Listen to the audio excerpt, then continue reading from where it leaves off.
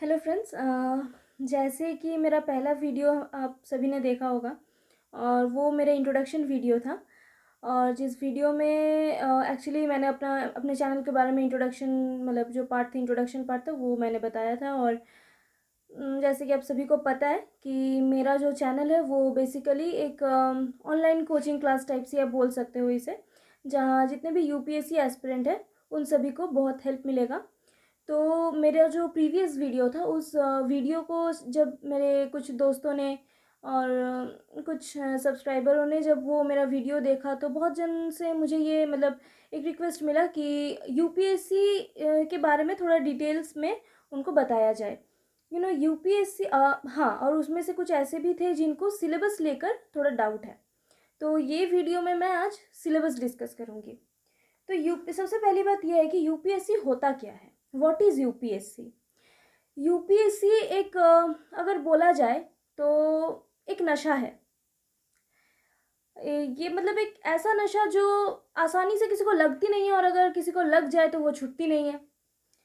अब आगे की बात यह है कि यूपीएससी सुन के ही सबको लगता है कि यूपीएससी है मतलब पता नहीं क्या है वो, कुछ पता नहीं, एकदम से, मतलब जैसे कि मैंने पहले भी कहा था, आसमान से चांद तारे तोड़ लाने जैसी कोई बात होगी शायद यूपीएससी का मतलब। पर फ्रेंड्स, ऐसा कोई बात नहीं है। यूपीएससी शायद टफ है, लेकिन एक बात आप ज़रूर सुन लीजिए, मतलब समझ लीजिए एकदम दिल से। यूपीएससी, अब देखिए, आप एग्ज़ाम देंगे, हम एग्ज़ाम देंगे, काफ़ी और स्टूडेंट्स एग्ज़ाम्स देंगे। ऐसा नहीं कि सबका यूपीएससी लग जाएगा, सब आईएएस आईपीएस बन जाएंगे, ऐसा बात नहीं है। शायद कुछ ना बने, शायद कई लोगों को ऐसा है कि शायद उनको UPSC as an UPSC aspirant शायद सक्सेस ना मिले। तो सक्सेस ना मिलना मीन्स दैट डजेंट मीन कि लाइफ एकदम से ख़त्म हो गया, यूपीएससी मेरा नहीं क्रैक हो पाया, बस अब हम क्या करें, ये बात नहीं है।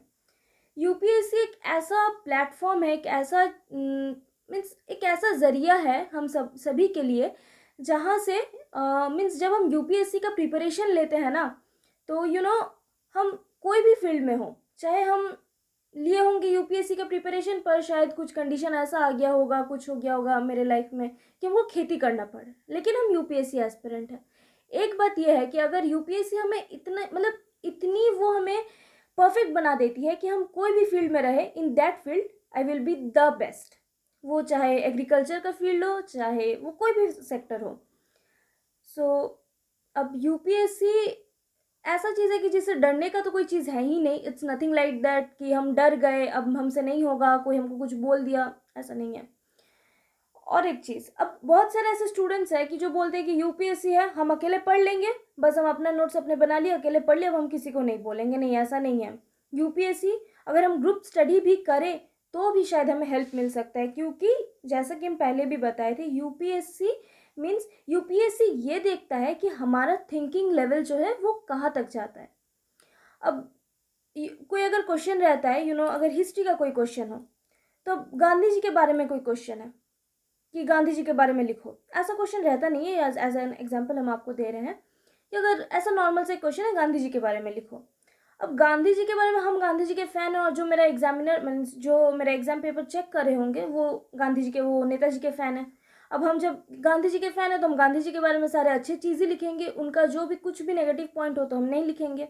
अब सामने वाला को क्या लगेगा कि नहीं, ये गलत लिखा है, क्योंकि वो तो नेताजी के हैं, मतलब नेताजी के फ़ैन है। तो क्या करना है हमको कि हमारा जो थिंकिंग लेवल है वो उस जगह तक हम लोगों को सोचना है कि जहाँ तक एक आईएएस ऑफिसर या एक आईपीएस ऑफिसर सोच सके। तो सबसे पहली बात, हमारा थिंकिंग लेवल हमें बढ़ाना है। नेक्स्ट बात आती है सिलेबस का। अब सिलेबस हम डिस्कस करेंगे जो भी है। अब सिलेबस मैंने नोट करके रखा था, ये आपको दिखेगा नहीं तो मैं आपको रीड करूँगी। यूपीएससी का जो होता है 3 स्टेज है। First PT, next mains, and third is interview. Interview इसे हम नहीं बोलेंगे, ये पर्सनालिटी टेस्ट होता है, जो इंटरव्यू के रूप से हम बोलते हैं कि ये इंटरव्यू देने जा रहे हैं। यूपीएससी का इंटरव्यू इंटरव्यू नहीं है, उसे हम पर्सनालिटी टेस्ट बोलते हैं। जहाँ ऐसा नहीं है कि इस देश का राजधानी क्या है, उस देश का राजधानी क्या है, यहाँ के सीएम, यहाँ के पीएम, ऐसा कुछ नहीं है। ऐसा कुछ वहाँ एक डिस्कस होता है, वहाँ आपसे बातचीत किया जाता है in the stage of interview. ठीक है, कि अब वो लोग भी देखते हैं कि ये जो बंदा है ये कहाँ तक सोच सकते हैं, इसका थिंकिंग लेवल क्या है, और कितना इंस्टेंट ये अपना डिसीजन ले सकता है, कितना इंस्टेंट ये डिसीजन मेकर है और करेक्ट डिसीजन मेकर है। सो पहला जो आता है वो है पीटी। अब पीटी में जो है 2 पेपर रहता है, एक रहता है GS1 और दूसरा रहता है GS2 जो आपको साइड में दिख रहा होगा।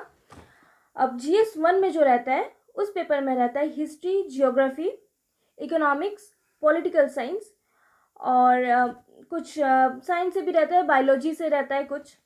एंड नेक्स्ट जो रहता है वो रहता है करंट अफेयर्स।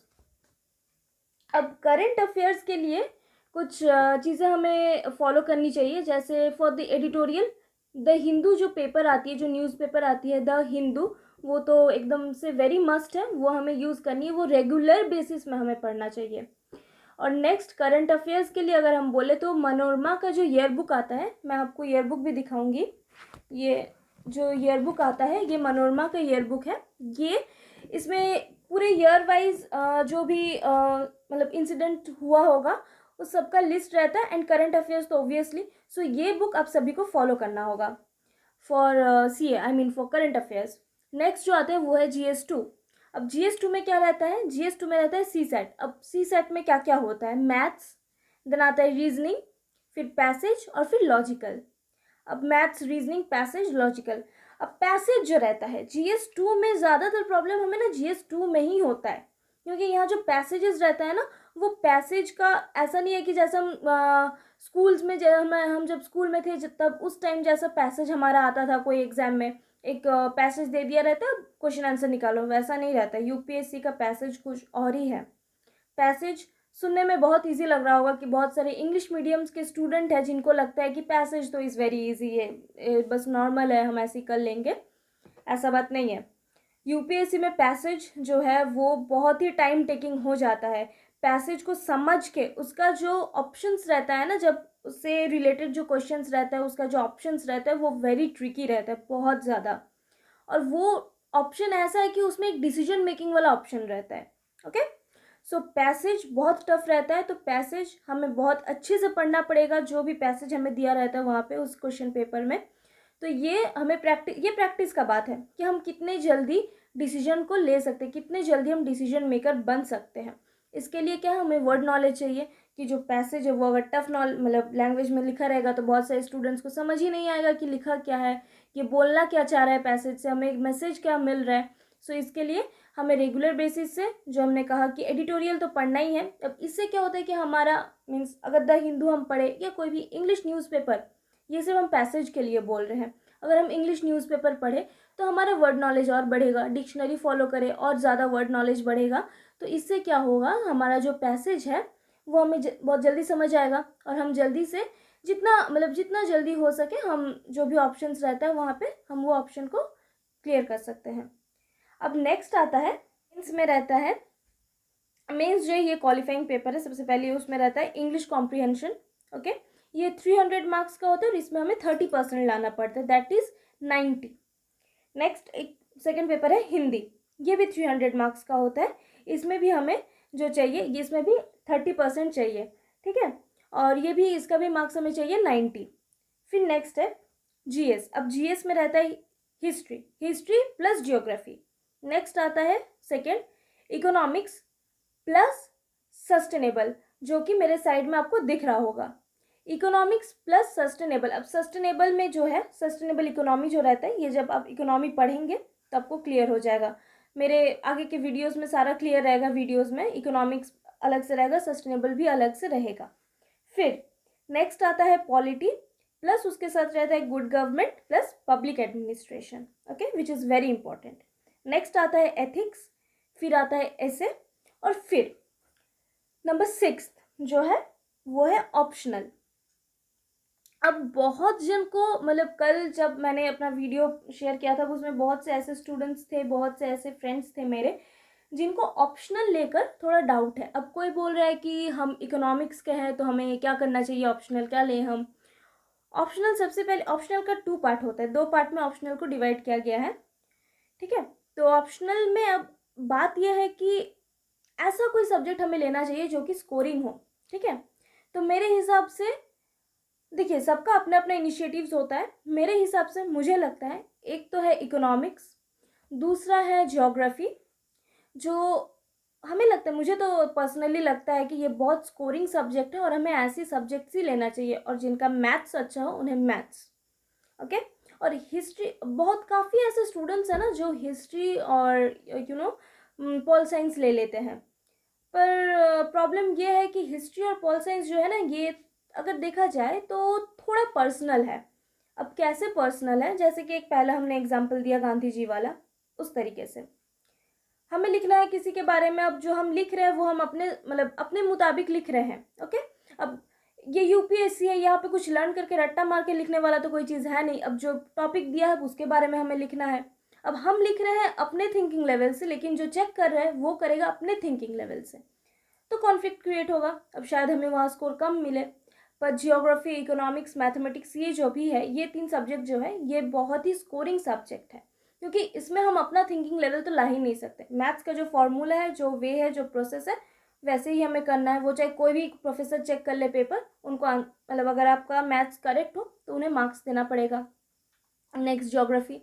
ज्योग्राफी भी अब ऐसा नहीं है कि ज्योग्राफी चेंज होते रहता है हर साल में। अर्थ के पहले मार्स आ गया, मार्स के पहले जुपिटर, प्लूटो पहले आ गया, फिर प्लूटो वापस आ गया, फिर जुपिटर गायब हो गया, ऐसा तो होता नहीं है। ज्योग्राफी जो है वो सेम रहता है। ज्योग्राफी में डायग्रामिक क्वेश्चंस बहुत रहते हैं, तो ज्योग्राफी में अगर हम कम भी लिखें लेकिन डायग्राम से अगर हम उसको एक्सप्लेन कर पाए, तो जो एग्जामिनर रहता है ना, जो पेपर चेक करते होंगे, उनको लगता है कि नहीं, इस बंदे को पता है कि मांजरा है क्या, टॉपिक है क्या, किस बारे में, जो भी टॉपिक के बारे में पूछा जाता है वो इस स्टूडेंट को मतलब एकदम से वेरी क्लियर है, और वो पूरे अच्छे से उसको समझा पा रहा है थ्रू द डायग्राम, ठीक है। अब जो हम नेक्स्ट बोले वो है इकोनॉमी। इकोनॉमिक्स भी वैसे ही है। इकोनॉमिक्स में कुछ मैथमेटिक्स का पोर्शंस रहता है जो कि फॉर्मूला बेस्ड है। So economics is also very scoring subject. तो ये 3 सब्जेक्ट जो है मेंस में ऑप्शनल के लिए इज़ द बेस्ट सब्जेक्ट। फिर नेक्स्ट आता है इंडियन हिस्ट्री और वर्ल्ड हिस्ट्री, बाद में वो दोनों आता है। लेकिन वर्ल्ड हिस्ट्री से अभी कुछ सालों से वर्ल्ड हिस्ट्री से ज़्यादा क्वेश्चंस आ नहीं रहे, जो भी है ज़्यादा क्वेश्चन मॉडर्न हिस्ट्री से ही आता है, एंड पॉलिटिकल साइंस। अब वो वेरी करता है, अब ऐसा नहीं कि हर साल वही आए, वो वेरी करता है, तो हमें सब करना पड़ेगा। तो टोटल जो मेंस का जो टोटल सब्जेक्ट मतलब मार्क्स है वो है 1750 मार्क्स का आता है। इंटरव्यू जो होता है वो है 275 मार्क्स का। फिर ये पूरा जो टोटल आता है, इसमें टोटल मार्क्स जो होता है वो होता है 2025। टोटल जो एग्ज़ाम है वो टोटल एग्ज़ाम का मार्क्स होता है 2025, जिसमें से हमें 50% स्कोर करना पड़ता है, ओके। सो आई होप कि जो सिलेबस मैंने बताया वो क्लियर हुआ होगा, और अगर क्लियर नहीं भी हुआ होगा तो प्लीज़ आप दोबारा मुझसे पूछ सकते हो। जहाँ पे भी आपको डाउट हो आप वो हमसे क्लियर कर सकते हो। और जो भी है हमने साइड में आपको दिखाया है, आप साइड में सारी चीज़ देख सकते हैं, and you will be very clear about this syllabus. अब नेक्स्ट आता है, अब हम आपको जो कहेंगे वो है नेक्स्ट पढ़ाई जो हमें स्टार्ट करनी है वो हम कैसे करें। एक सीरीज़ वाइज हमें करना पड़ेगा पढ़ाई। ये नहीं कि आज हिस्ट्री पढ़ लिए, कल ज्योग्राफी पढ़ लिए, कभी कुछ पढ़ लिए, ऐसे नहीं होगा। सब्जेक्ट वाइज हमें एक कंटिन्यूस एक सब्जेक्ट, एक सीरीज़ वाइज हमें पढ़नी पड़ेगी। अब उसमें जो है सबसे पहला मेरा नेक्स्ट वीडियो जो रहेगा वो सबसे पहला मेरा, अब स्टार्ट करेंगे हम पढ़ाई अपना। तो पहला मेरा सब्जेक्ट रहेगा history. I will start with history and ancient history, okay. फिर धीरे धीरे हम मिडाइवल में जाएंगे, फिर मॉडर्न में जाएंगे, फिर मॉडर्न हिस्ट्री से हम पॉल साइंस में जाएंगे, क्योंकि मॉडर्न हिस्ट्री और pol science is interconnected with each other, okay.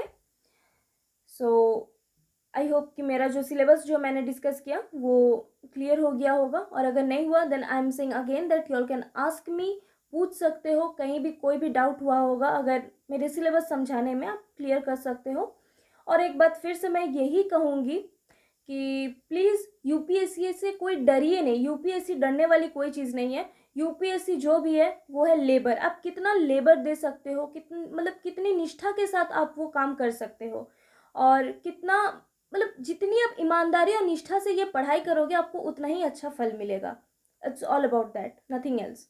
So please UPSC से कोई मत डरना। यूपीएससी डरने वाली चीज़ नहीं है। यूपीएससी को एंजॉय करो। अगर हम बोले तो यूपीएससी को एंजॉय करो, यूपीएससी से प्यार करो, अगर हो सके तो इसका नशा लगा लो, और शायद जो भी फल होगा वो शायद कुछ अच्छा ही होगा। सो नेक्स्ट वीडियो में हम आगे की पढ़ाई डिस्कस करेंगे। जितना हो सके शेयर करें, ताकि और भी स्टूडेंट्स अगर ऐसे हैं जिनको हेल्प चाहिए होगा, जिनको हेल्प मिल सकता होगा मेरे इस वीडियो से, उन तक मेरा वीडियो पहुँचे। और यूपीएससी जैसा कि है, अकेले तो कभी होता नहीं है, साथ में पढ़ाई करना मतलब करनी पड़ती है। तो और इसमें क्या होता है कि आपका भी ओपिनियन मिलेगा, हमारा भी ओपिनियन आपको मिलेगा, तो हम साथ मिलकर पढ़ाई करेंगे। और सो प्लीज़ आप मेरा जो वीडियोस है उसको सब्सक्राइब करें, लाइक करें, शेयर करें, जितना हो सके शेयर करें, और जितनी हो सके आप मुझे सपोर्ट करें, ताकि मैं आगे और भी अच्छे अच्छे वीडियोस आपको दे पाऊँ। और एक अच्छा जैसा कि मेरा चैनल का नाम है यू वी चेंज, और इस चैनल का एक विज़न है कि यू वी मिल के एक चेंज करें, हम आप और हम मिल के एक चेंज करें। सो आगे हमको सपोर्ट करें, ताकि हम सभी एक साथ मिल के एक चेंज कर पाएँ। Thank you.